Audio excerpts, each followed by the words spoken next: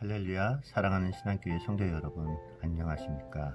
9월 18일 새벽 말씀 묵상을 시작하도록 하겠습니다. 우리가 보고 있는 매일 성경은 창세기 46장 28절부터 47장 12절 말씀까지 되는데요. 이 말씀이 너무 길어서 제가 또 따로 보고 있는 생명의 삶 플러스는 46장 28절부터 34절까지 그리고 47장 1절부터 12절까지를 두 부분으로 나누어서 보고 있는데요. 이 두 부분을 요약해서 오늘 말씀 묵상을 시작하도록 하겠습니다. 먼저 46장 28절로 34절까지의 말씀을 중심으로 항상 변하지 않는 것이라는 제목으로 하나님 말씀 전하도록 하겠습니다.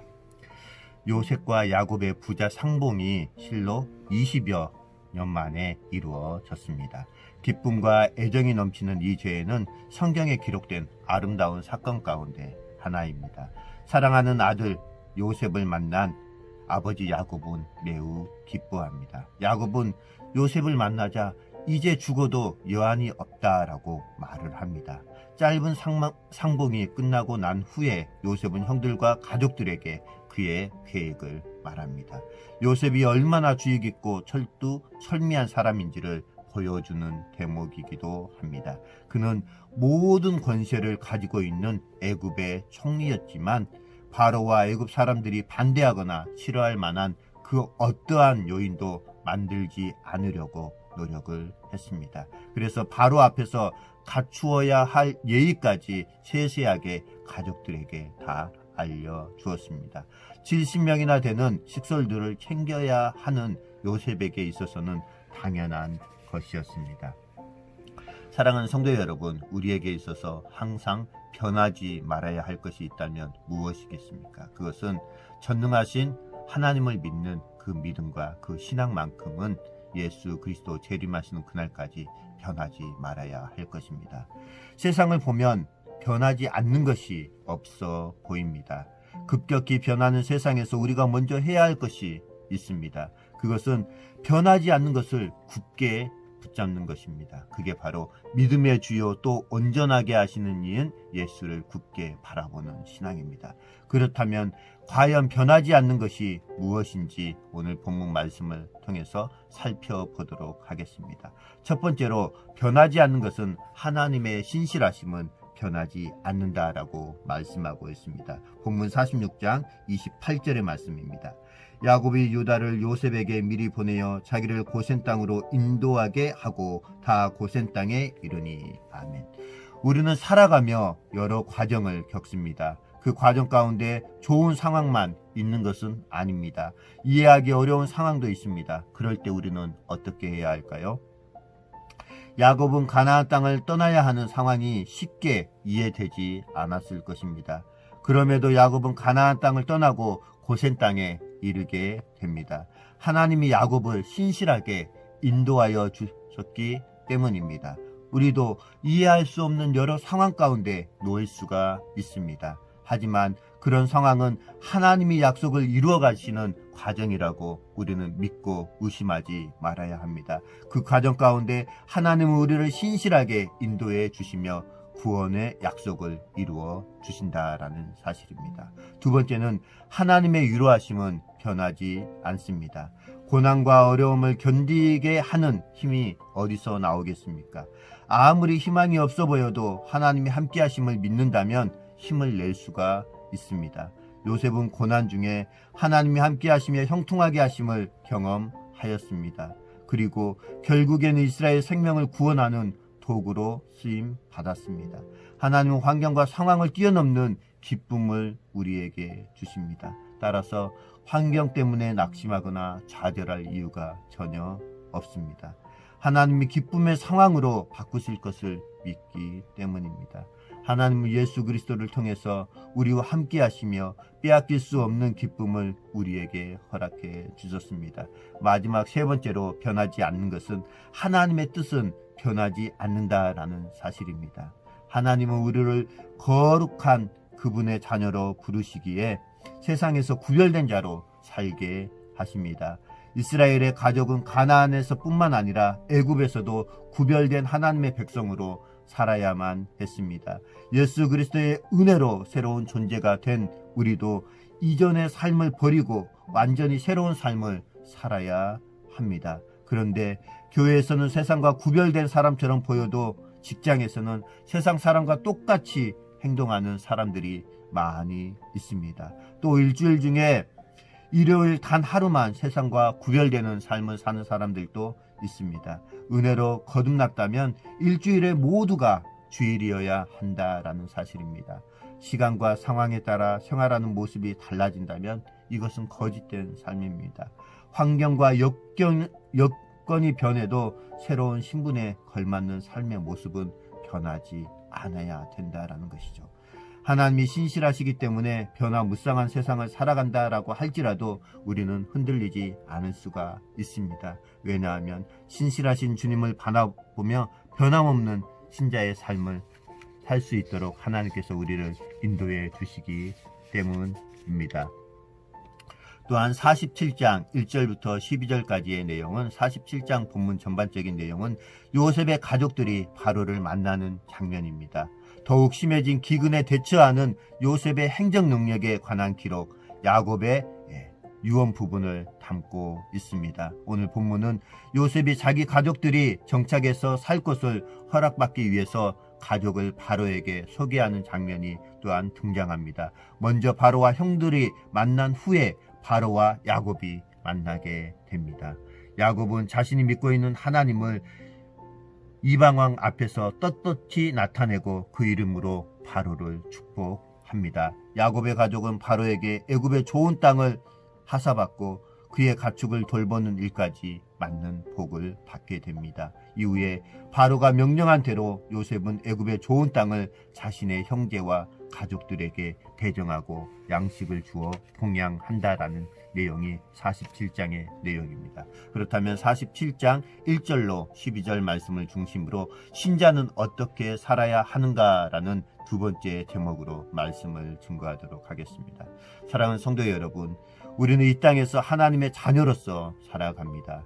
하나님의 자녀이기에 그에 합당한 삶의 모습이 있습니다. 세상 사람들이 기독교인을 향해서 갈망하는 삶의 모습, 태도가 있다라는 사실입니다. 이 땅을 사는 하나님의 자녀는 그렇다면 어떠한 삶을 살아야 할까요? 첫 번째로는 사회의 일원으로서 책임을 다해야 합니다. 정부가 지금 코로나19 방역 대책으로 교회 비대면 예배를 이야기를 했습니다. 그렇다면 교회도 사회의 구성원의 일원으로서 함께 정부 시책에 따라주는 것이 맞다라는 개인적인 생각을 해봅니다. 야곱의 가족은 애굽의 문화에 덜 영향을 받기 위해 고센 땅에 거주합니다. 하지만 그들이 거주하는 곳이 애굽이라는 사실이 달라지는 것은 전혀 없습니다. 우리도 세상과 구별된 삶을 살아야 하지만 여전히 세상 속에서 살아가고 있습니다. 그러한 사실을 부정해서는 안 됩니다.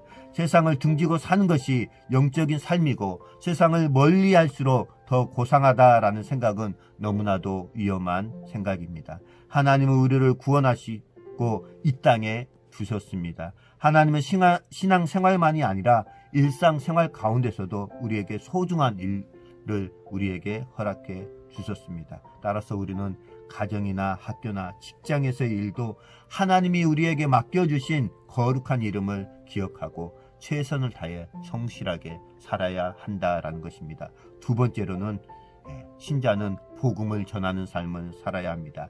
나그네에 불과한 야곱이 애굽왕에게 축복합니다. 오늘날 우리는 그리스도 안에 있는 복, 즉 복음을 증거해야 합니다. 그보다 더 큰 복은 없기 때문입니다. 그런데 요즘은 복음을 전하기가 참으로 힘듭니다. 사람들은 도무지 복음을 들으려고 하지도 않습니다. 그만큼 교회가 세상의 지탄거리가 되어버렸다라는 사실입니다. 우리가 세상에서 성공해 그들이 부러워할 정도가 돼야 그들이 복음을 들을 것이라고 생각하는 경우가 종종 있습니다. 그래서 우리는 성공하기 전까지는 위축되어서 복음을 전하지 못하는 경우가 너무나도 많이 있습니다. 이러한 태도는 어떠한 의미에서 복음의 능력 자체를 부인하는 것입니다. 로마서 1장 16절 말씀에 복음에는 하나님의 의가 나타나서 믿음으로 믿음에 이르게 하나니 오직 의인은 믿음으로 말미암아 살리라 라고 사도 바울은 로마서 1장 16, 17절에서 말씀하고 있습니다. 우리는 복음의 능력을 믿고 어떠한 상황에서도 그 누구를 만날지라도 담대하게 복음을 온전히 전할 수 있어야 합니다. 마지막 세 번째로 신자의 삶은 다른 사람을 도와주는 삶을 살아야 합니다. 본문 11절 12절입니다. 요셉이 바로의 명령대로 그의 아버지와 그의 형들에게 거주할 곳을 주되 애굽의 좋은 땅 라암셋을 그들에게 주어 소유로 삼게 하고 또 그의 아버지와 그의 형들과 그의 아버지의 온 집에 그 식구를 따라 먹을 것을 주어 봉양하였더라. 아멘. 하나님은 우리의 필요를 아시고 풍성한 은혜로 채워주십니다. 이러한 놀라운 은혜를 경험한 우리는 다른 사람의 필요를 채워주는 일에 인색해서는 안 됩니다. 성경은 과부와 고아를 돌보라라고 말씀하고 있습니다. 스스로의 힘으로 생계를 유지하기 어려운 이웃이 우리 주변에는 너무나도 많이 있습니다. 우리는 이들과 함께 하나님의 풍성하심과 사랑을 나눌 수 있어야 합니다.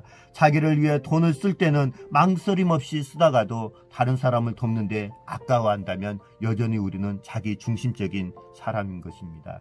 다른 사람들을 도와줄 때 우리는 더 큰 기쁨을 얻을 수가 있습니다. 물질을 소유하는 것에 목적을 두지 마시고 물질을 통해서 사랑을 실천하는 것에 더 큰 가치를 두시는 저와 사랑하는 신앙교회 성도님들 되시길 바라겠습니다. 하나님이 이 땅에서 우리에게 주신 귀한 사명을 잘 감당하기 위해서는 다른 사람들에게 복음과 사랑을 전하는 복된 삶을 살아야 하는 줄 믿습니다. 오늘 이 하루의 삶도 그러한 삶을 사시는 저와 사랑하는 신앙교회 성도님들 되시길 주님의 이름으로 축복드리겠습니다. 이 시간에 공동체 기도 제목으로 함께 기도 나누는 시간 갖도록 하겠습니다. 하나님, 우리의 삶이 고단한 삶일지라도 약속에 신실하신 하나님만을 따라 힘있게 살아갈 수 있는 힘을 달라고, 또 우리 신학교의 귀한 목사님 청명될 수 있도록 이 시간에 함께 기도하겠습니다. 사랑이 많으시고 감사하신 아버지 하나님, 주님의 크신 은혜와 사랑을 감사를 드립니다.